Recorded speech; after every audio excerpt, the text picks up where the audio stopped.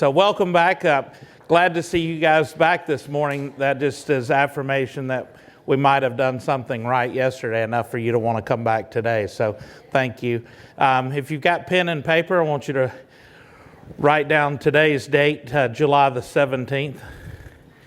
And the reason why that's important is that is the birthday of Miss Martha Barton back here in the back, who's probably going to kill me afterwards, but well, make sure everybody say happy birthday to her during the break.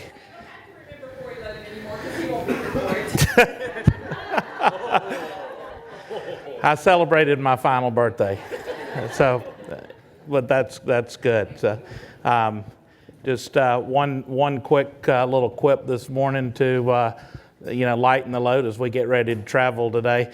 Yogi Berra once said, "Don't buy good luggage because you only use it when you travel." So I wanted to share that with you since we're all in the travel business. Just a couple of quick things this morning. Wanted to give you a little bit of update on Shepard before we start. Since you are part of our strategic plan, we wanted to let you know kind of what's going on with Shepard. What's a little more, if you didn't see it upstairs in some of our numerology messaging in the lunchroom, we've spent the last couple of years close to $2.9 million in upgraded graphics equipment to continue to give you guys the most relevant, latest state-of-the-art technology in that, and high-end graphics printing for quality. And with the most recent, we spent close to $500,000 in a fabric printing system. And as if you read any of the press that I put out on it, wasn't like we invented fabric printing, but the benefit to you was that we were able to bring it in-house, reducing the cost, making it more affordable, and making better solutions for you. So also yesterday, and I hope it's still up there if you didn't see it, was just one sampling of some Signature Series product. Our signature at Shepard is we're something different in the industry. When people ask me the difference between us and a couple of our competitors, we typically say that we're in the customer success business. We're not general service contractors. We're customer success providers. So we want to be something different, and even into our. We're investing a lot. I say we, Carl's investing a lot. I'm just kidding. The ESOP is investing a lot into coming up with new products and services. This year we've got 23 new products and services that we've put into play, anywhere between furniture and then additional services for you and or the exhibitors. Business services. Talked to you a little bit yesterday about the fact that in our marketing, the most common thing that we are asked to help with over the past few years has been a form of marketing, event design, and we're doing a lot of that and a lot more every day. And so we continue to invest in personnel. You met some of our team yesterday. We have 2 or 3 outside partners too that's helping with that. And that's a big growing segment of our business. I hope you guys lean on us for that. And then continue investment into the Sandbox community. I don't know if we can get the if that'll come up on the screen, Richard. Okay. Momentarily, it's going to come up.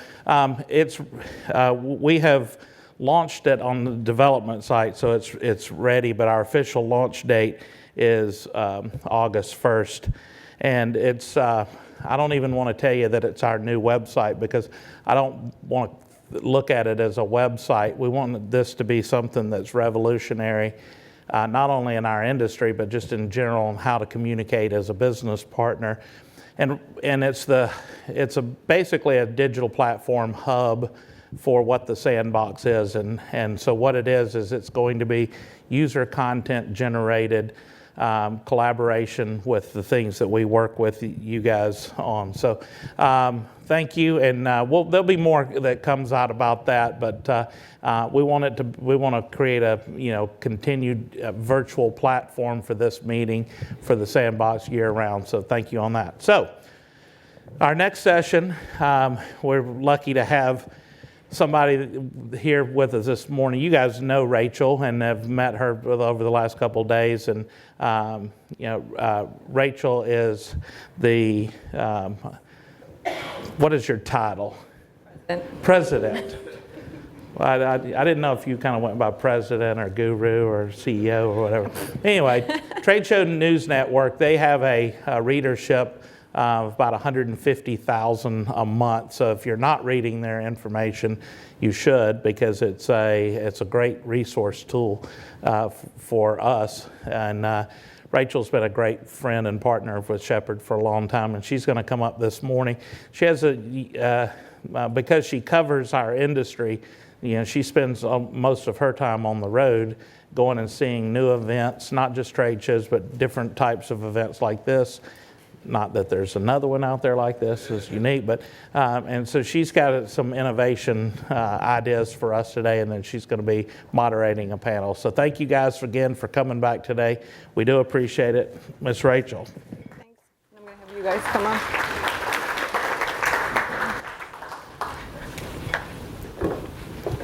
Good morning, everybody. How is everybody today? Nice and awake after that party last night and the full day yesterday and everything. We hope you are. We have a really exciting morning, starting off with the panel here, and then we're going to do a great interactive session after this. So first of all, I'd really just like to say a big, massive thank you to Shepard, not only for having me here,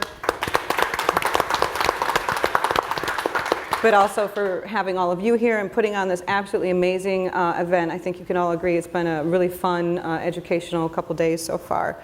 So I'm Rachel, as he said, and I'm here with me. I'm just going to do the quick intro and then do a bit longer ones in a minute. Our Margaret Core, right here, and she's the Vice President of Industry Events for the Food Marketing Institute, and next to her is Larry Scher. He's President of All Baby and Child, and then Melissa Wee is Executive Vice President at ASP. So we're all here to talk about innovation. We've talked about a lot of things in the last day or so, but the whole thing about innovation is what is it? Innovation is such a broad term. So here's just a general way we can describe it. Taken honestly, I Googled innovation and I picked out the ones that sounded the best for business, in a business sense. So innovation generally refers to changing or creating more effective processes, products, and ideas, and can increase the likelihood of a business succeeding. Businesses that innovate create more efficient work processes and have better productivity and performance. Part of innovation, I think, is how do you measure it? A lot of companies say, sure, we're innovative, but what does that mean exactly? And how do you find out what it is? So what I found is that you can track attendance numbers, exhibitor traffic, and arrange the numbers in your meeting, but quantifying your organization's level of innovation is more difficult. Thankfully, the International Congress and Convention Association launched a tool to actually track innovation in their terms. It's a new simple tool with the help of the Leeds, Beckett University's International Center for Research and Events, Tourism and Hospitality, and the United Kingdom. And that tool is called the Absorptive Capacity Calculator. So this is how they describe it, and I hope you stay with me because it's a little abstract.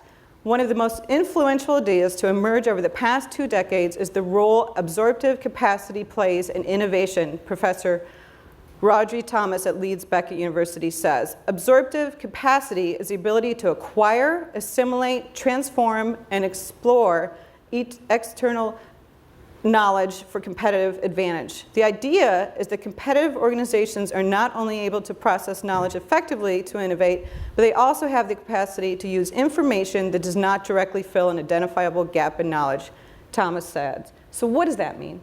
That means that if you're not open to innovation within your own organization, somebody else is. You have to have a competitive way of thinking about innovation and be open to change within your own organization. So we're going to stop talking about kind of the heady stuff here, and we're going to do something a little bit more hands-on. Richard is going to, if anybody can help Richard probably go a lot faster. We're going to take a very, very short quiz on innovation. This is a grade yourself exam, and the whole idea of this exam is to get into the mindset of innovation. How innovative is your organization? Is it innovative in the sense of your competition? If you can't think of a direct competitor out there, then think of it in the terms when you take the quiz of how competitive or how innovative or open is your organization to the ideas of change. So if everybody can just take a couple minutes, and I'll take, Richard, I'll take 3 up here if you guys want to.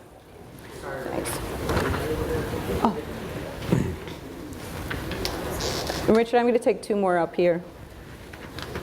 So if everybody can just take literally a couple, we'll just do a couple minutes, and this is grade yourself. I'm not going to put anybody on the spot and ask you, what it is, what your score is.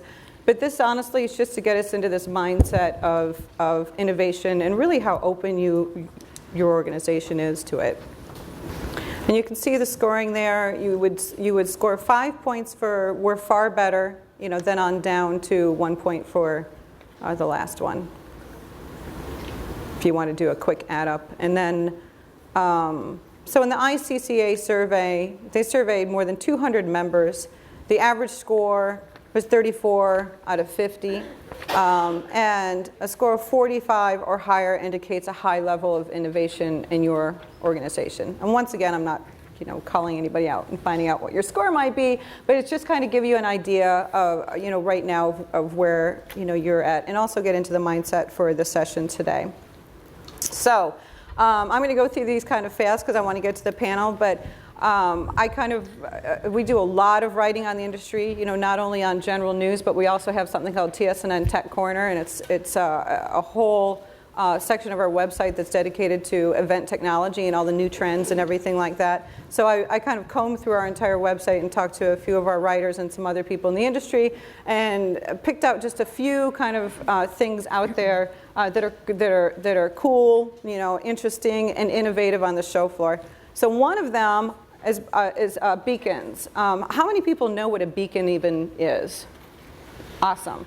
So this whole idea of beacon technology, I think, could be a game changer. There's been so many things technology-wise that have come along on the show floor, as you all know, QR codes and things like that, that didn't quite stick as much as people thought they would. But beacon technology, I think, is really interesting because the idea that you could, and I have a fuller description up there, but the idea that you could set up this hardware around the show floor, download a mobile app that then you could have people opt into, which is the key, to receive messages as literally they're either walking into the show, they receive like a big welcome message, go check out, this booth, or as they're walking by a booth, like they get a push message from the booth, like, hey, come on in, we've got like a great, thing happening right now, we have some education, whatever the case may be.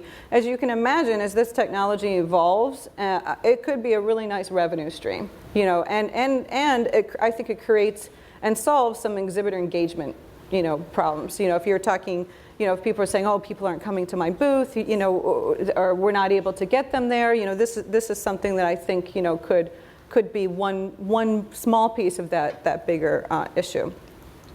So Apple Watch. I think I just, saw an Apple Watch more fully yesterday because they seem to be a little bit elusive, among my set of friends so far, but. The idea that the Apple Watch, like at a hotel in the Westin Hotel in Arlington, Virginia, actually has adopted Apple Watch check-in. So what you do is 24 hours beforehand, you have to do it, and you register and everything like that. And you get to the hotel, you don't even stop at the front desk or anything. You just walk up to your room and you swipe your watch and you walk in, and that's it. So imagine that on the show floor, to register. Like if you're able to download, something that allows you to walk in, zip your watch on a reader and walk onto the show floor, well, there goes a massive, issue with registration lines. Another thing to think about, that's another Apple product, and I swear I'm not selling them, is I walked into a show not too long ago that they had probably 10 to 15 people. The minute you walked in, all standing there with iPads, and there was no registration lines. They registered. You walked in. It was immediate engagement. Somebody was going, "Hey, welcome to the show. You wanna check in?" I went like that. There was a kiosk that printed my badge. I walked on the show floor. It was a nice moment of engagement, quite honestly, because somebody welcomed me personally. The second I walked in, I didn't have to go stand in a line and then wait to go up to the front to get my badge. Somebody went, "Hey, welcome," and it was such a great thing. I thought that was really cool. So that's one more. So this is a little bit out there, but again, I wanted to kind of get you guys thinking about innovation. This is interactive F&B. This was at an event called the Wall Ball, but they did the salad mural, and the idea was there was a painter who was on a ladder. You'd say what kind of salad you wanted. He cut the salad off the wall, put it in a little painting can for you, of course, in the most hygienic way possible, in case you're wondering. And then you went over to a paint station, and you painted your salad with whatever dressings and stuff like that. So again, it's just when it comes to F&B, it doesn't have to be the same old, same old. There's so much cool stuff out there. We've seen a lot of it this weekend, or I'm sorry, not weekend, last couple of days. So just again, think, one of the things that's worked at an event that we do is called the TSNN Awards, is we actually say to F&B, what's the coolest thing you do, or what have you always wanted to do in an event but you haven't been able to, and we just let them run, instead of telling them giving them too many strict guidelines. So lastly, I put this slide in before I saw this room. Quite frankly, this is from the Corporate Event Marketing Summit. This was the keynote setup for that summit that Jeff Hurt from Velvet Chainsaw actually was the keynote, and they're a great company if you haven't heard of them. But the couches, like here, was this whole comfy setup. They actually had chargers in the couches as well. But you guys see this room. The idea is it does not have to be the same old, just chairs, in lines, when people come in. So those are just a few, kind of fun things to think about. There's so many more. I'm always open, to if you want to give me a call or shoot me an email, and I'll answer any questions, any of those. So next up, we have Margaret Core. She is the Vice President of Industry Events at the Food Marketing Institute, where she focuses on FMI Connect, which is an annual show in Chicago. She also previously worked at the National Apartment Association and Biotechnology Industry Organization, International CES, and quite a few others. There's a longer bio on the screens here. And Margaret, do you want this? Do you want to advance your own slides? Sure. Okay. So Margaret's going to... I'm going back to the salad wall, because we are doing that. Oh, you are? Yes, look at that.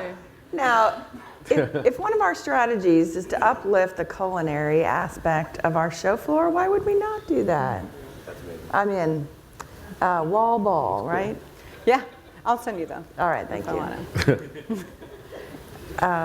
So I'm glad to talk about innovation today, because I totally am in step with Skip Cox and some of the comments that were discussed yesterday about changes under our feet. Trade shows and those aisles and those hanging signs, we're going to tell our kids about them because they're never going to see them. We have to think differently. If you can't hear your customer screaming to you that we want engagement to be different, brands have, and we just, Richard talked about it yesterday too, brands are demanding different interactions. And yes, I totally believe that there is a place for the 10 by 10 booth and the selling environment and the exchange that value presents itself. But I also know for us as event organizers to get to the next level, we have to think outside of the box and truly listen to our customers and how their engagement, because they don't want to put their damn name on our damn napkins anymore. You know, they expect it, of course, if they, sorry for the cussing, wow. I like how she does it so gently too. I know, really.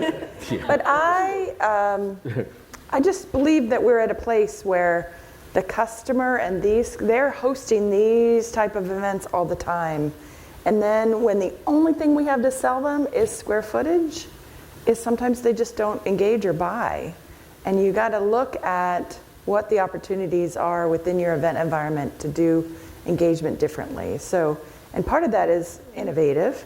And I believe at the very beginning of innovation is listening and observing and see what is going on. Get into your customer's office, understand their business planning, understand their business objectives. What is it every day that keeps them busy? Why they don't pay attention to your deadlines?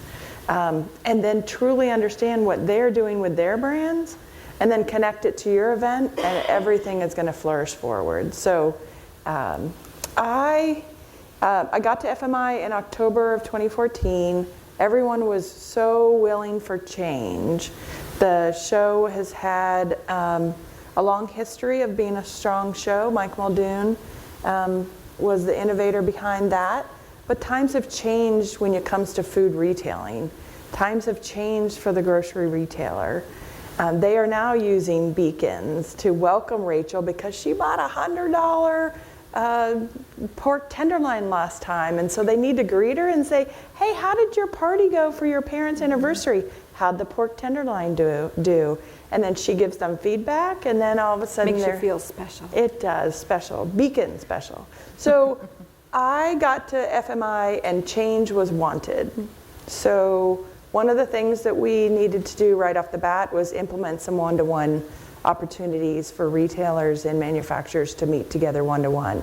FMI successfully does it in other environments in a very strategic level, but we also needed to do it to connect the specialty retailers, providers, and the retailers. So I got there, we implemented that change, and then I saw, as I started to visit with customers, I saw that the big booths of yesterday were not going to be the big booths of tomorrow.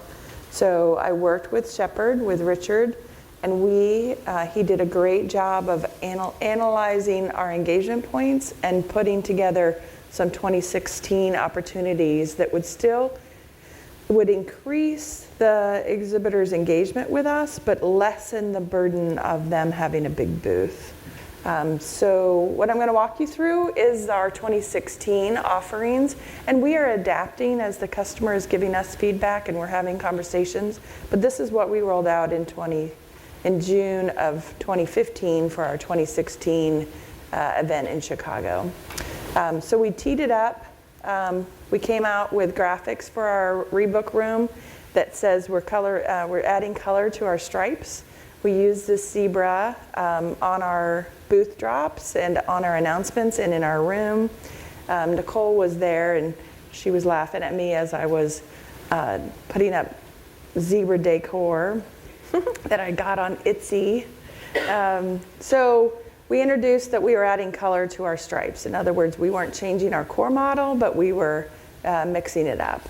And then what we did, Richard proposed to us that we add these connector points. So you see the blue aisles through the hall, and this is where I'm saying is I feel like the grid is going to go away very quickly because these connectors, the blue, is how the attendees go through the show in the various areas.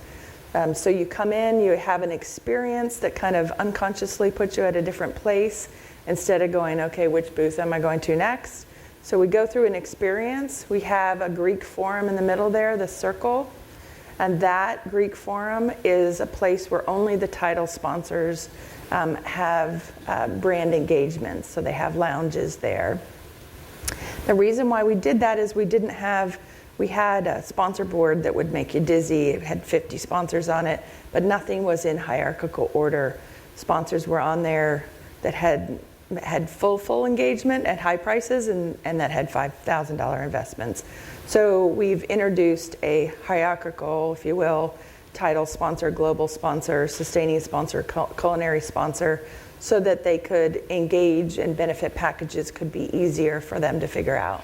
So the title sponsors are in that Greek forum area. And then as you go up the connector points, you get to what I call non-time-based learning. Because we've introduced a lot of education on our show floor, but everything was a talk starts at 2 o'clock, and there's only so much of that you can do. So Richard, I'll show you the occasions area, because retailers need to be inspired about how to use Super Bowl and Cinco de Mayo and picnic time and all that to take the consumer to the next level. And so much of that thought leadership that could be shared sits with Coca-Cola and Anheuser-Busch and Hershey and those that know how to help retailers do displays well in the retail environment. So the connectors walk through the show and get efficiency moving the crowds around. So this is the transition area as you come into the show. And then this ARC area is where our content and the title sponsors' content comes through. And then this is the Greek forum I talked about with the lounges for the title sponsors. And the inventory for the title sponsors is very flexible. They can turn things back in and get more space or certain things. And they already have started doing that. So those conversations are going on right now. And this is making use of new equipment with your provider partners and using fabric a lot more, fabric and lighting to make transitions. So are those, I have a question, in the walkways, are those just lining all the, like just direct, kind of trafficking people through? Yep. Like the actual, okay. Yep. They're transparent. So this is, we have a lot in the food retailing, we have a lot of consultants. We have the AG Carneys and the big SAP. And so these are areas where when I want to get smart quick on mobile technology in the retail environment or big data or whatever it is, I want to be able to go to an area and have an appointment with a team or walk up and say, I'm not sure we have our mobile strategy right. So this is the Pulse area. It's a consultative cabanas, I call them, so that the consultants don't have to have a booth. They can have a cabana. And it gives the attendee more value. So this is the occasion. So hopefully we'll work with a stylist in order to work with our exhibitors to set up these displays so that retailers can just show up whenever they get there, and they can take ideas to the next level. So then I just have some things we did in 2015. So we have a whole community around private brands, and one of the companies that does private brand coffee didn't want to do a booth, and so they did this brew station. And they loved it so much that they've expanded it for next year. And this is our Connect Business Exchange. So we implemented 30-minute meetings, and we had 1,700 30-minute meetings during our show. And we did these tables, and we did software in which they found each other in advance. And then you can see the timer on the, that was just a PowerPoint on the wall. And this is how the one-to-one meetings were executed for us in June. I know I'm going quickly. Did anyone have any questions? I have one. Yeah. Is your one-to-one meetings, is that in your exhibit hall kind of towards the end? Or? It is. So that particular right there is the day before. So setup is going on around it. Oh, okay. Yeah. So the air conditioning wasn't on, so their jackets are off. Oh, no. Yeah. It was hot. Question about the zone sponsors. Yeah. So the sponsors have a booth elsewhere, and this is just, sorry. Do the sponsors have a booth elsewhere? Is there somebody from the company that's in that sponsored lounge area? Or is it just like a branding thing? We have zones on the floor. Let me see if I can get to, I don't have a picture. Sorry. There's me. Yeah, there's Larry. So let me see if I can explain them well. I've implemented zones at the last 3 events that I've worked on. So They're more like pavilions, so you have commercial booths, you know, whatever is the topic. So I'll take private brands as an example. So private brands, there's just maybe 24 companies that are in that business. So some of them took commercial booths around in the pavilion, and we had content and the brew station in the middle. There was some awards, so those were in glass cases. But the zone itself had content. It had talks. It had 20-minute talks. It had a reception for that community. And so there was the opportunities where there was sponsor opportunities if you wanted to sponsor the private brands, pavilion and zone. And then within that, and then some companies didn't want a full booth, and so we had 6 pods around them that all they had to do was show up and they had a computer and they could staff their pod. And the pod folks contributed to the content of the zone. Does that make sense? Kind of, yeah, I get the idea of what you're trying to do, yeah.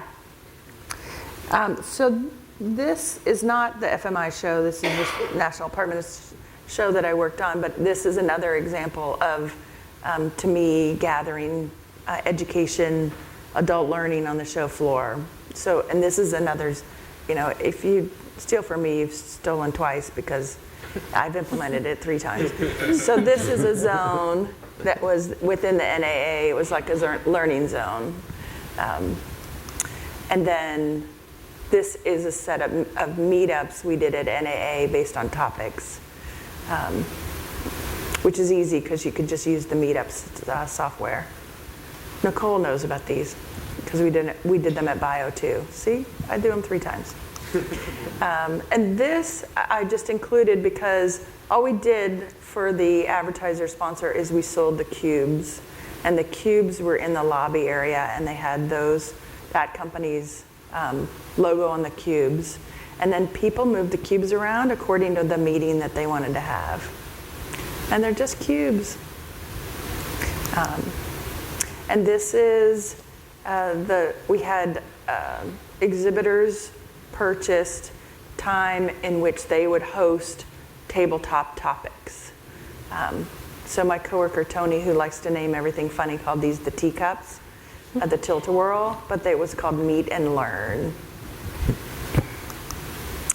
And this was in our health and wellness zone, and these were called Healthy Bite Sessions. And those folks who were participated in the zone could host a Healthy Bite session. So this is how we're moving education on the floor in these small groups. And then we had, in the fresh and prepared zone, we had cooking bites, which highlighted the culinary side of fresh and prepared. Okay, so I have a quick question, then Yeah. we'll go to more. I'm really curious as to the timeline. You start in October. This gets rolled out and introduced by June? For the one-to-one meetings? Yeah. Yeah, oh So yeah. tell me a little bit about the communicating this to the exhibitors. Like, how did that process go? So I think on October 16th, I met with Randy, our Shepard, and he walked out dizzy. He was like, okay, all right, okay. But he came back with renderings. Adam was in Atlanta? Chris Patch. He came back with renderings. I have not met Chris, but Chris and I are like on the right. I will describe something to Randy. Randy will describe it to Chris, and he'll do renderings. And so almost everything we sold off of renderings that Chris did. And one gentleman walked up to the CBX area and looked around, and he goes, wow, it's exactly like the picture you sold me. And I'm like, yeah, of course. Why would we do anything different? But that, I think, is important, because many times if they don't understand the concept of what this new interaction will give, you have to give a picture of it, you have to describe it right, and then for the price you have to list the benefits. And there was lots of questions of, like, if they bought a pod, will they get storage, will they get electric? You have to have it sort of all thought through. But FMI, we have a strong logistics team that sort of just drives right into the, let's get this right, let's get it priced right, so we can budget for it and we can sell it at the right price. So what was their feedback like up to all these changes? Are they just excited, like, wow, this is gonna, do they see like your vision of? When I arrived, everyone wanted change. So I was very fortunate I didn't have to convince of change. At breakfast this morning, we talked about when your board gets in the way of change and all that, or they will, no, we can't have anyone sponsor unless they're an exhibitor. And like yesterday was mentioned, is set up a 10 by 10 and give them a charging station. What I did at NAA when they were very against lots of things, I just showed the math of how some companies were spending in our magazine, and they didn't want to spend in our magazine, but they didn't exhibit. They didn't even have a booth. And so I just showed on paper, and then based on my conversations with the company, that we could hit very different spending patterns if we thought differently about what the engagement pieces were. And then we implemented a year-round sponsorship program that, of course, you benefited if you were a big sponsor at the annual meeting, but if the annual meeting meant nothing to them, they could still be a big sponsor year-round, but be positioned in a different way as thought leaders. So Chase Bank just did not want to ever exhibit, really, the annual meeting didn't mean much to them. So we rolled out a whole program that positioned them as a thought leader and got them to a much better place than just an advertiser. And the spending all just went up. And once the spending goes up, your board stops telling you that you can't sell anything to a non-exhibitor. Any questions for Margaret? So you've made all these changes. How did it affect the bottom line? Have you been able to see that yet? In an FMI environment? Yep. So what we did is once we made the change, we priced up the change, and we decided we were going to make an investment. And everyone knew what this change and implementing the one-to-one meetings, you just don't set up 100 tables and make it in the first year up. But we knew we needed to add the value. We knew that our job was to connect smaller suppliers with the big retail partners. When you think of a grocery store, the middle of the aisle, the middle of the store rolls up to about 7 companies, and there's a cadence of communications. But the periphery of the store, that's where, we had coleslaw the other night that had an Asian sauce to it. After I have that 3 times in a restaurant, I want to make that at home. But I need the Asian sauce from my grocery store. And procuring and figuring out what Safeway is going to sell in that Asian sauce is not easy for them because Kraft doesn't make the Asian sauce, So they have to be able to find these purveyors of specialty items efficiently. So really we had to do CBX in order for them to be able to get that Korean barbecue sauce that their consumer is demanding. And so that's really, we knew we had to do the one-to-one meetings in order to get that efficiency there. So everyone knew how much extra we were going to spend that was going to take off of the net of the event in order to get this going. And to take it to the next level. Mm-hmm. That's great. Yeah. Any other questions for Margaret right now? I was just curious, with all the different zones that you have throughout the show floor, Yep. was it pulling people away from exhibits? And did you have a unique way that you promoted these other areas, whether it's timed education or just organic meetings that happened? How did you attract attendees to those areas without jeopardizing exhibitors and pulling people away from their booths? So the zones are built into the expo floor. If you've got vertigo, don't watch right now. There. Okay, so you see there's a technology zone built in. All the zones are built into the floor plan. I tell you, like the green is all technology. Yeah, Vanna, thank you. So the zones are built in. So hopefully an attendee doesn't really even feel like they're going off the show floor to participate in a zone. Some of the zone activities you just stumble upon. Some, like on our education, you can sort. If you're interested in technology, you can sort and you can see there's tech bites on the floor or there's sessions in tracks for those. So they don't detract at all from. So when you were selling the space, were you selling it to the exhibitor in the zones, but the attendee, when you were showing the floor plan for them where the exhibitors are, you didn't show the different zones? Yeah, we dropped the color after a while. But yes, we definitely sell around zones when it makes sense. And I've never, sometimes it makes sense to say you can't be in the zone unless you do this. But exhibitors just, everyone has their own what they want to buy into, so I try not to restrict it. It did bug the heck out of me at NAA when we had a tech zone and there was a flag purveyor in there. Like, really? Happy Spring means tech to you, but you know, she bought the booth, so in the end of the day, she has to convince herself why she's in the tech zone. In terms of gross square footage, when you went to an alternative floor plan like this compared to your old way, the standard grid, did you have to get additional hall space, or how much? This is the South Hall. We didn't change halls. So, you know, this isn't all played out yet, but Richard has put us in a scenario where we have some angled booths. So, you know, Map Your Show had to go, okay. But I was on the phone with an exhibitor the other day, and she's like, oh yeah, we got the angle in there. So they're paying square footage based on the shape.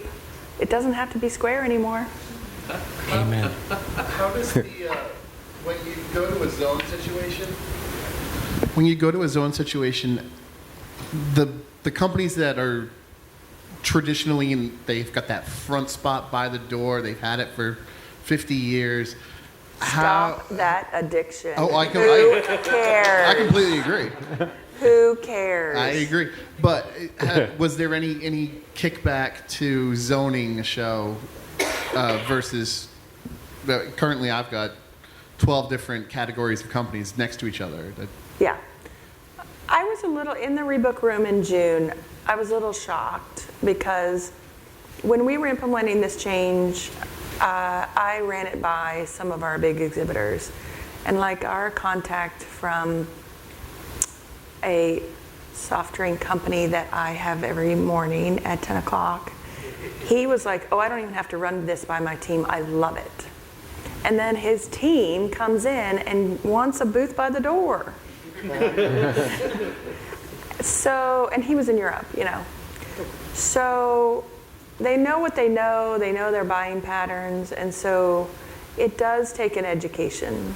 And so that company still wants a booth by the door, but they didn't get a booth by the door. And I said, let's work out the total engagement, because once they see what they're going to do in the occasions area and they can vision that out, and like they sponsored our Buzz Center this year, which was content capturing, they'll forget about the booth by the door. But you can see we didn't have any booths by the door. So I think the future of trade shows, the booths by the door are going to be something our kids don't ever see, hopefully, because there's only so much door. And the division of categories, that's fine for everybody? I'm in this zone. They can buy a booth anywhere they want. Okay. The flag lady can still be in the tech zone. Yeah. You don't want to restrict that. Yeah. They have to self-identify. And many companies are so blended. Like we have a big refrigeration company that is now a huge partnership with Microsoft. And so they're going to just go where, in fact, they are the big booth right in the middle. They didn't need to go in the tech zone. Yeah. It's a really cool, as an attendee, I've been an attendee at a show that did this, and it was FN Platform, which is during Magic Market Week, and it's their shoe section of their show.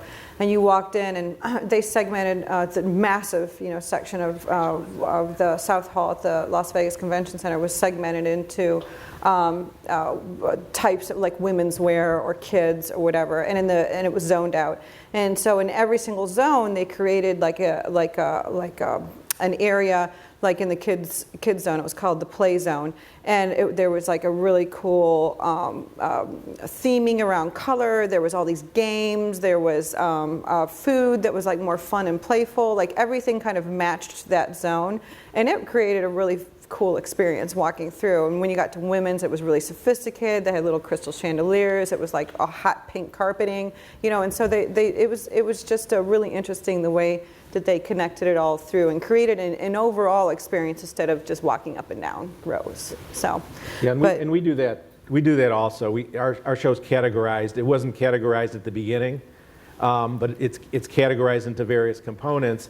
And we place the categories on the floor. We move the categories around every year to be fair to all the exhibitors. The first couple of years that we did that, the exhibitors were complaining that some of them were in the back of the hall. But over time, we convinced them that this is what their attendees wanted. They wanted the buying experience. They wanted to go into the categories that they bought. And we were able to convince them, including our anchor exhibitors, that being in the back of the hall wasn't all bad, and they were by all of their similar companies. And they did get over it after about a couple of years. Yeah. So. But thanks, Margaret. And I think there was one more question. Was there one more question? We'll probably just because we'll move through. We'll probably get back to questions at the end. And just flow-wise, because everything was a little bit switched around this morning. Richard, I hope you're fine because we talked about it already. If we don't end right at 9:30, we'll probably go a little bit longer than that. The break will still happen, in the way that it's supposed to. And then the interactive sessions, we had kind of timed those long. Those will just shorten up. So don't worry about flow. Everybody will get to lunch on time, and everything else will be on time. So next up, we have Larry Scher. He's currently the president of All Baby and Child, which oversees the annual ABC Kids Expo and a summer event as well. He previously worked in marketing at Gerber. I love Larry more than life itself because I have a 2.5-year-old and she lived in onesies, and Larry created those, just so you all know. Thank you. Which I think is so cool. How'd you do that? No, wait, we'll talk about that later. Then he also was at Simmons, moved over to Association for Juvenile Products, and then over to All Baby and Child. So with Larry, we're going to do this a little bit differently because what we want to do is I'm going to interview Larry about something innovative that he did with his show. Here was a show, he'd been in the United States, for quite a long time. How old is the show? 13 years. 13 years. And they were looking at, how do you grow this show? How do we evolve to the next level? And so they went overseas. And they went overseas in a really, really interesting way. And I'm going to let Larry kind of just tell a story of how this happened. The first place that they went was the UK. And what I'm going to back up a little bit because we had been, our growth had been skyrocketing for a number of years. And as Rachel knows, I think we won every award in the industry that there was. We started back right at September 11th. Our show was right after September 11th. The first year, it was a 100 booths show. There's about 1,000 people that attended the show. And so what happened is the word of mouth spread about the event. And soon we outgrew our space at the Tropicana, which is where the show began in Las Vegas, and we went to the Las Vegas Convention Center. We looked at one exhibit hall in the Las Vegas Convention Center, and keep in mind we were at 100 booths. And it was an empty hall. They said, this is the only hall we have available for you. I said, well, how many booths can this hall hold? He said 1,100, and we're at 100. I said, there's no way we're going to fill this place. So what we did is we he said, okay, tell you what we'll do. We'll give it to you on a net square foot basis. You just have to pay for the amount of space you use. And I figured, well, what do we have to lose? So 100 booths the first year. There was a waiting list that first year right after September 11th because of the demand. There's about 300 exhibitors on the waiting list that we couldn't fit in. But we went over to the Las Vegas Convention Center. We started booking booth space, and the space was sold out within 24 hours. The 1,100 booths. It went basically 100 booths, 300, 500. It just kept going exponentially, and we knew we had something big that we couldn't handle. And we were forced to. It was only my wife and myself, and we were forced to hire a third person. So we bit the bullet and hired the third person. But every year it grew like this exponentially. Word of mouth was the biggest thing we had going, and it went that way until 2010. Our biggest year was in 2010. We were on both levels of the Las Vegas Convention Center, 1 million square feet, 3,650 booths. And that was during the recession. I mean, building up to the recession, we were going like crazy. The next year, 2011, we found that we started contacting our database of retailers and found out they were going out of business. I mean, we found we were behind the recession curve. And all of a sudden, we lost about 3,500 retailers out of our database. And then all of a sudden, like Skip mentioned, there's a balance between exhibitors and attendees. And we had been right at 50-50 the entire time. I mean, right on the nose. One year, we even had the exact number of retailers and manufacturers on the nose.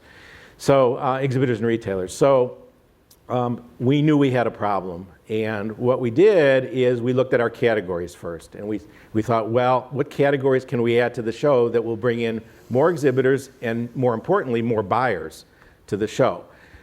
We only really found one category that we weren't going after, and that was maternity. So we added maternity to the show. We added a runway event to the show. Very successful, but it wasn't pulling in the number of buyers we had hoped. So knowing that the attendance, the stores were closing in record numbers in the US, we thought, well, the next logical move was international. And at that time, our international attendance at the show was under 5%, and mostly Canada at that point. So we figured, well, we only have a very small staff. We aren't going to be, and we don't have the money to launch internationally. What are we going to do? So we brought in an expert in international trade. There are several of them. We went through CISO and IEEE to find these people. And we brought in, retained one of them to help us get exposure internationally. And what she did is we identified for her the markets that we were interested in. We surveyed our manufacturer base. What countries do you want to expand your distribution to that you're not currently in? And we got a list that we culled down and took the majority of that list, and we went after those countries. And what we decided to do is we invited those countries to come to our show. These are existing existing shows in those countries. We identified the mega shows in those countries, and we invited them to come talk to us about how we can partner to produce results for both of us. So it's a very low risk area, low risk way to do business. You're not launching an event. The return is probably going to be lower than if you were launching a show yourself there. But if you could partner with them, we thought that, number one, we could help our own exhibitors expand their distribution in these countries. And number two, we could get from those countries exhibitors and retailers back into our own show, into our own event. So this person arranged, she knew the markets in the areas that we wanted to go after. And we identified the shows for her. She knew the principals and the show organizers of those shows. She went to them and suggested the meeting. We met at our show. We met with the UK, we met with China, and we met with India. And those were the primary markets that our exhibitors wanted to go after. We brought them to the US. We talked and we decided amongst us that the pavilion route would be the way to go. So we introduced the concept of pavilions in each other's shows. So it was a reciprocal agreement where we would produce at a pavilion in, the first show was the UK show in Harrogate, the largest juvenile show in the UK. And we would be the first to launch a North American pavilion there. It was highly successful. And then shortly thereafter, we went after China, and we introduced a sellout pavilion in China. And I know we're going to go into some of the drawbacks with that, but Well, I have a quick question. How many exhibitors did you initially take over? well, it starts out very small because you have a fear factor, especially with China. So you're looking at a dozen or 2 dozen manufacturers you're taking over there. Was there a waiting list? Were people clamoring to, or was there a bit of a, No. what was the sell like to try to get people to go? There was a hesitation, not so much for the UK. And we did the UK on purpose first because of the language, because of it's English. But going, China was a much harder sell. There was definitely people that were afraid to go to China. They were afraid that their products were going to get ripped off. We had a hard sell doing China. Yet this is where they wanted to be distributed. They wanted their product in China, but they were afraid to go there and distribute their products. So we held their hand. We talked to China about the demographics and all the the bells and whistles that went along with that. And excuse me, we got interpreters for China that helped man the booths or the stands in China, along with our exhibitors, so they could answer questions. We met with the consulate in China that promised to bring a contingent of retailers to the U.S. To help us out as well. We also introduced them to distributors in China. With the help of the show organizers in China and the UK, they provided us a steady stream of distributors to interview and to talk to. And in the UK in particular, we were able to get the distributors, every one of our exhibitors that went to the UK with us got a distributor. That was their goal, was to get a distributor. We met 100% of their goal. Every single one of them received a distributor. The problem with that is the next year they all had distributors, so they're not coming back. So our goal each year is we have to start over every year to get new exhibitors. And that's challenging. Right, and we're not talking the large key exhibitors. You're at the medium and small level exhibitors where you have to do the hand holding. So This is the China Pavilion? this is the China Pavilion. It's one picture of the China Pavilion, and Look, Shepard, no aisle carpet. yeah, there is no aisle carpet. It is very hot and sweaty in there, even during show days. It is the largest juvenile show in the world. You're looking at 80,000 retailers at this show, so it's huge. It's a big pool. And the aisles, you can't tell it in this picture, but the aisles were a mob scene most of the show. It's actually, and it's held in Shanghai every year, and it's next week. Larry is getting on a plane in 2 days. We actually leave tomorrow to do this show. Yep. And it's a pretty intense show. It's like I said, it's 80,000 buyers. It's nothing like you've ever seen before. They're parading down the aisles. They're hawking everything from Rolex watches to stuffed toys. You talk about suitcasing. This is your nightmare. There's no rules to this event, but it is packed with buyers. We have a waiting list to get into this show from on the North American Pavilion side. What we do is we work with the show organizers. We tell them how much space we want. They tell us how much space they can give us, and what we do is we agree that we're going to pay this amount for the space, which is not the same as what they're charging everybody else, because we do have some costs into this. But the biggest return for us is not going there. The biggest return for us is we're getting a huge amount of people back to the U.S. show on both sides, both the retailer side and the exhibitor side. Where our attendance internationally was less than 5%, it's now approaching 25%. So he solved a major problem. So Big problem. This year's show, as I mentioned, our biggest year was 2010 with 3,650 booths. This year's show we're right at the 3,300 mark, and the show is in October. And the retailer attendance for this show is running about 40% ahead of registrations for last year. And most of it is international, with 66 countries represented. Wow. Does anybody have a question for Larry right now and what he's talking about? How are you growing the attendance? What's your tactic? Well, first of all, most of our investment in trade advertising is now international. We don't do a whole lot of domestic advertising. So we're reaching people in all these international countries via trade advertising. We're also talking with them at these shows. So we are generating interest at the China show and the UK show, and we just launched with UBM, I'm sorry. We just launched Shanghai in April. Singapore in April, I'm sorry. Singapore in April. So we're getting retailers from these countries to come visit the US, and we're getting exhibitors as well. I did a seminar in Shanghai last year, and there was about 200 Chinese exhibitors and retailers in this seminar, and it was all translated and everything going on. But the end result was, I said at the end, if you have any questions on how to enter the US market or want assistance, please, we're at this stand, number so-and-so, please come visit us. Well, I didn't realize that after I did that, when the seminar ended, almost all 200 came to the stand. And they were all interested in US and going to the US. And by the same token, we also found that the Chinese, at least in baby products, juvenile products, don't want China-made product. They want US product.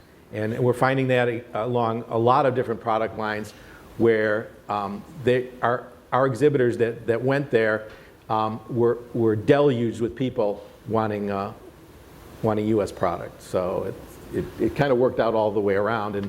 And our relationship with UBM is expanding based on the countries they're already in. So we have other countries on the horizon that we're starting to look at. Does the pavilion in those environments have ABC branding on them? Yes. Okay. It has ABC branding. We expanded our logo to be more encompassing. We changed our logo up to be more international. And there are banners up on the ceiling with the North American Pavilion with the ABC logo. And it's definitely expanded our reach, branding in these countries. And people now know in these countries who ABC is. So in other words, it's just an incredibly innovative way to think about going international. A lot of people, a lot of shows that I talk to say that they want to launch their brands into international markets, but the idea of taking the entire show into that type of market is just daunting, so this right. This especially when you it. already have show organizers that are already in these countries with big events. You don't want to go up against them, and yet your manufacturers want to get into those countries. This is a very inexpensive way to do it with very low risk, and as you can see, there are big rewards. Yep. Any questions for Larry? Any more questions right now? Okay. I'm going to move on to, thank you, Larry. That was great. I'm going to move on to Melissa Wee. Melissa is Executive Vice President for ASP, a branding and website specialist for the trade show industry, and she's also Executive Vice President of Strategy for Explori, which does research on benchmarking systems for trade shows. There's a fuller bio there, but I'll have Melissa go ahead and start off her talk. Thank you. Well, I get to talk about technology, which is just a little small subject, I guess, that everyone's interested in, and it's quite broad. So I know that we're limited for time, so I thought I would just talk about two things today. But really, like from an attendee or an exhibitor perspective, we're deluged with so much information. And I thought this infographic, this is not mine, I stole this, really summed up kind of all the different channels that we're communicating with people through. So the thing that excites me about or what I think is innovative, is not new things that come out on the market. I think it's about changing your perspective on using things that are already there and being creative with them. So, Brian Casey said yesterday in his presentation that a lot of people have said to him that they fear technology is going to, ruin face-to-face. First of all, I can't believe that's even still a discussion. But I think technology really allows a two-way dialogue, and it allows you to create an experience or continue the experience. So I love technology, but I don't love it just because it's technology. So there has to be a reason for it. So I wanted to give you a quick little case study of a client of ours. This is 100% design.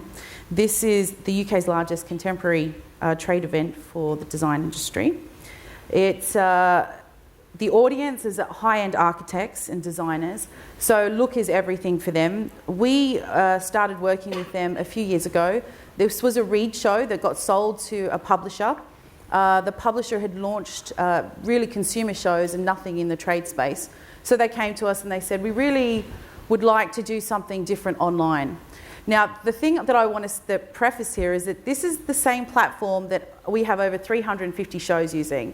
So it's not about the actual platform, it's about your thought process around that platform and how you utilise it. So this is they're not getting anything special, it's just the way that they've thought about their delivery. So this site was responsive. I'm not sure if everyone knows what a responsive website is. Does everyone know what a responsive? Does everybody know what that means? Okay. Yeah, so for those of you that don't, it's when you're using it on different devices, it should change, the content should change and be delivered in a different way. So we did this for them about 2.5 years ago, and it evolved. So I just want to show you a few things. So this is what it would look like if you were looking in a smaller version. And then the content kind of just tiles and becomes smaller so that it's viewable on the device you're on. And then we use something like mega menus. The other thing too, going back to that, is that all that content you see there is generated by their exhibitors. So exhibitors have uploaded those images and have created dynamic content on the front of the page. So the great thing is about this client of ours is they actually surveyed their audience and asked them questions. And the question was, did they attend the event based on the website? And that's not verbatim. I don't know exactly what they asked, but 38% said yes, that the reason they attended is because they saw the website, saw the credibility, and wanted to come to the event. So they had over 325,000 visitors to this site, which was a huge increase. They saw a 42% rise in the time spent on the website, and they increased their attendance by 33%, and they attribute that to the design of the site because it's the first impression. They said they sold more booths and sponsorships off the back of this, and they also said that they've changed the way that they look at the content of their show. And content delivery now is so vast. You've got mobile, you've got web, you've got streaming video. There's so many different things. So they just looked at their content delivery for this and changed the way they thought about it. The other thing you'll see here, I'm not sure if you can see on the slide, is you won't, at the top, it doesn't say, hey, I'm an attendee, hey, I'm an exhibitor. They actually have based their category or their content based on colours. So you'll see up the top, you've got that colour spectrum. So you click on red and the content changes and will show you everything that's based in that colour family. And again, that's all content generated by exhibitors. So it's just, I think, a really different way to look at content and being creative without saying, hey, come to my show. This was the start of the experience for people and then carried on through the rest of the event. So I just thought it was an interesting one to show you. Let me move on. Then the next thing I want to talk about is something new. Has anyone heard of Meerkat or Periscope? Okay, is anyone using them on their shows yet? Somebody tried it yet? No one's tried it. And I just wanted to mention, it today briefly, we'll talk about it today just because it's new. Meerkat came out, I think, in February, and Periscope came out in March, and it's basically a live video streaming app. So it allows you to take your device and stream. So I think this is, I don't think every piece of technology affects the trade show industry. We've all seen stuff that comes and goes. You know, I've always been told I'll never have a job because, you know, technology is going to move me out of a job, and luckily, you know, 10 years later, I'm still here. So, but I do think this is going to make an impact. I think it's very, very new, but there's so many different creative ways you can use this from an attendee perspective. Giving, like, one of the examples I heard is like giving different people being ambassador roles, even maybe marking their shirts with meerkats and getting them to start creating content for you, whether it's before the event, at the event. Meerkat have also, so the difference between Meerkat and Periscope, I do have a little infographic because it's basically the same technology. So there's some pros and cons, but Periscope is probably what's going to be more used for events because you can control, you have to subscribe to it, whereas Meerkat, anyone can comment. So anyone can just add their stuff on there, whereas Periscope, it can be controlled. And then one of them, actually just, Meerkat though, just came up with an embed code so you can actually put it on your website. Because this is all linked into Twitter only. These are all mainly linked into Twitter. So you tweet out, you say, hey, we're going to be doing some live video streaming, and then people come and they view them. So these are still very much in development, but I just think they're really interesting and something that should be on your radar. So when someone says, hey, do you Meerkat? You can go, no, I don't, but I know what it is. But I think, you know, for me, with technology, it is about using what's already there and being creative with it. So my few takeaways, because I know I kept this very short, it's not about the platform, it's about the content. Content delivery happens in so many places, so think about when you're creating your content, how it's being delivered and who it's being delivered to. It's digested in so many ways. Think about the user. Make it easy, make it thoughtful, make it engaging. Don't make it hard for anyone. So the great thing about, let's say, that 100% design, I can click on a color. I mean, how easy is that? And I can see new things that are going to be there. Just because it's new doesn't make it good. So, you know, I'm not saying don't invest and don't take some risks. Absolutely. But just don't think because it's the new hot thing you have to use it. And whatever you do, keep analysing. Try and we were talking about analytics yesterday and how important that is. Brian Casey mentioned it yesterday, and I'm sure Skip did. But and then keep refining and don't give up, even though it may seem really overwhelming. And there's a lot of platforms, and there's a lot of people out there, and there's a new app here, and there's a lot of people grabbing at the technology dollar. Just keep analysing, don't give up, and keep refining. So exactly. Oh, Richard. I want to ask you a little bit about the Periscope, and I was picking it because you're saying that it's going to go toward more of the event industry. To educate me and maybe some others that might have the same question, like how would we have used that for this event effectively, and then the benefits to say us as the host, the participants here, and then possibly those who couldn't be here? That's a very good question. So there's a few ways. I would say the first way you could use it is for content creation. So if you had created a video and said to everyone who was going to be attending, hey, we're going to have a live stream, and we're going to talk about the topics we're going to present, and we'd love your feedback on what you would like to see, because people can comment as they're going through. So you can do a live interaction session where you would start getting development of your content before you've even hit the show floor. When they're obviously here, you could live stream this. Now, the thing is that you can't just do what I call, the Al Jazeera video, where you have the black screen at the back, you've got the row of speakers, it looks like they're being held hostage. You need to really, you really need to set the mood. And I think with apps like this, there's going to be more thought about it. It can't just be, I'm just going to put my camera up and off I go. So I think we could have streamed some of the sessions. We could also have questions for people who aren't here. So people could tweet in questions. Yeah, Like you could have somebody manning, like a live tweet. And I know a show that's done that. A nursing show just did this recently, where AAN in Philadelphia, where they did a live tweet session using Periscope. I was like, wow, like that's two cool things that they did. Yeah. So. Like one of the things that's on my radar for our marketing team was I told them by the end of the year I wanted Shepard TV to be doing like video streaming type of blogs and our own community content that goes out. So is Periscope a platform for that? Yes, you could use it.